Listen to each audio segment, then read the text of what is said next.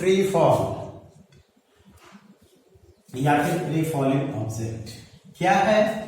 Free fall of falling of the falling of a body from a height towards the earth under the gravitational force of the earth is called free fall. अगर किसी height से suppose करो ये बहुत सारा building, यहां से किसी एक ऑब्जेक्ट को गिराते हैं, यह नीचे आता है और यहां पे गिरता है। क्यों गिरता है? इसका काउज हम लोग जानते हैं। एक फोर्स इस पे काम करता है, फोर्स ऑफ ग्रेविटी या फिर ग्रेविटेशनल फोर्स।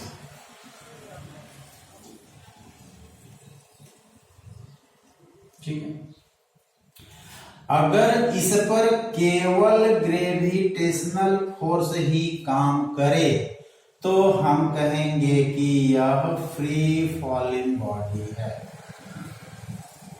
या इसी को फ्री फॉल भी कहते हैं। क्या हम बोल रहे हैं? केवल ग्रेविटेशनल फोर्स वर्क करे तब। मतलब कि अगर ये गिर रही है तो आसपास में हवा है, तो ये पत्थर अगर गिर रही है तो वह हवा में फ्रिक्शन करते हुई जाएगी, तो एक फ्रिक्शन फोर्स लगेगा और इसके गिरने की स्थिति को मतलब उसके अपोजिट एक फोर्स लागू करे, वो फोर्स नहीं होना चाहिए। या और भी कोई ऐसा फोर्स, जैसे अगर हम दो पत्थर फेंक रहे हैं, एक पत्थर को धीरे से गिरा दिए और एक पत्थर को ऐसे जोर लगा करके फेंक दिए, तो हम यहाँ पर एक एक्सटर्नल फोर्स इसमें लगा दिए ग्रेविटेशन के अलावा। तो क्लियरली है कि इसका एक्सेलरेशन ज्यादा हो जाएगा, इसका एक्सेलरेशन कम हो जाएगा। मेरा कहने का मतलब है कि दो ऑब्जेक्ट मेरे पास है और दोनों ऑब्जेक्ट को हम एक साथ गिरा रहे हैं, फॉल कर रहे हैं, तो दोनों पे एक्सटर्नल कोई फोर्स नहीं लगना चाहिए। दोनों के ऊपर जो फोर्स लगना चाहिए वो केवल और केवल ग्रेविटेशनल फोर्स या फोर्स ड्यू टू ग्रेविटी ही लगना चाहिए, उससे ज्यादा नहीं लगना चाहिए। तो उसके साथ जो गिरेगा, जब एक्सटर्नल फोर्स नहीं लग रहा है, चाहे वो फ्रिक्शनल हो या कोई भी एजेंट के थ्रू जो एक्सटर्नल फोर्स लगता है वो नहीं लग रहा हो, तो वो जो सीधे सीधे गिरते हैं उस बॉडी को फ्री फॉलिंग बॉडी कहते हैं। ठीक है, पहला चीज। खास बातें ये हैं कि यदि दो ऑब्जेक्ट को एक साथ हम फॉल करें, फ्री फॉल करें किसी एक हाइट से, दो ऑब्जेक्ट को ऑब्जेक्ट 1 और ऑब्जेक्ट 2 को नीचे की ओर गिराए सेम हाइट से और ऐसा जगह पर जिसमें कि पूरा रेजिस्टेंस हो, एक्सटर्नल फोर्स, किसी भी प्रकार का एक्सटर्नल फोर्स वहां पे वर्क नहीं कर रही है, तो दोनों बॉडी एक साथ अर्थ को हिट करेगी, क्योंकि दोनों पर एक ही फोर्स लगेगा और दोनों पर सेम एक्सेलरेशन प्रोड्यूस होंगे, और सेम एक्सेलरेशन प्रोड्यूस होंगे तो दोनों का जो वेलोसिटी होगा वह सेम होगा और आकर के हिट करे। ठीक है, सवाल ये उठता है कि हम लोग तो प्रैक्टिकल में बहुत सारा देखते हैं कि एक पत्थर और एक कागज को गिरा है तो पत्थर पहले गिरता है और कागज बाद में गिरता है। तो अगर दोनों में सेम फोर्स लग रही है और दोनों में सेम एक्सेलरेशन पैदा हो रहा है, तो पत्थर पहले क्यों गिर जाता है और कागज बाद में क्यों गिरता है?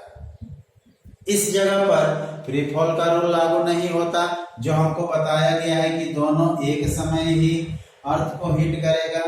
तो यहाँ पर क्या है कि हम लोग इसका जो कंडीशन है उसको इसमें अप्लाई होते हुए नहीं देख पाते हैं। कंडीशन था कि दोनों के बीच में कोई भी फ्रिक्शन फोर्स, कोई भी एक्सटर्नल फोर्स काम ना करे, तो यहाँ पर क्या होता है, इसका एरिया भी बड़ा होता है और यह लाइट होने के कारण, एरिया बड़ा होने के कारण इस पर फ्रिक्शन ज्यादा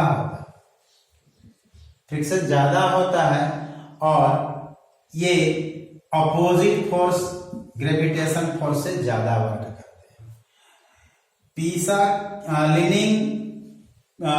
का लीनिंग टावर से गैलीलियो ने प्रैक्टिकल किया था कि वहां से दो पत्थर उस समय, जिस समय हवा वगैरह नहीं चल रही थी, मतलब रेसिस्ट का समय था, उस समय जब दो पत्थर अलग अलग साइज करके से गिराए, दोनों पत्थर एक साथ हिट करती है। इसी तरह से प्रैक्टिकल इंग्लैंड में किया गया, एक रूम बना करके जहां पर बिल्कुल रेसिस्ट किया गया और ऊपर से ऊंचाई से एक बोतले में एक पत्थर और एक पंखी को एक साथ गिराया गया, तो दोनों एक साथ हिट करते हैं।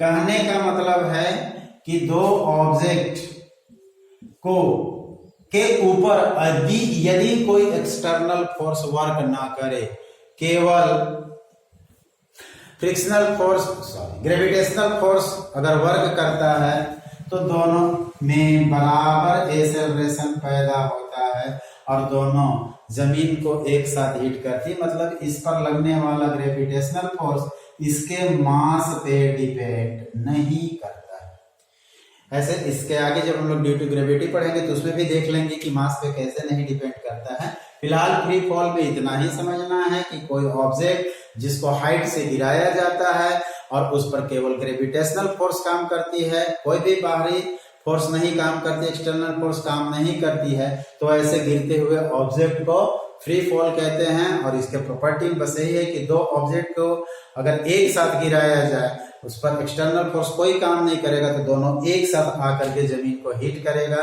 या फिर उसमें प्रोड्यूस होने वाले एक्सेलरेशन या फिर उस पर लगने वाला फोर्स जो है वह केवल और केवल एक्सेलरेशन को बढ़ाती है, उसके मास से कोई भी डिपेंड नहीं है, मास से वह बिल्कुल अलग है।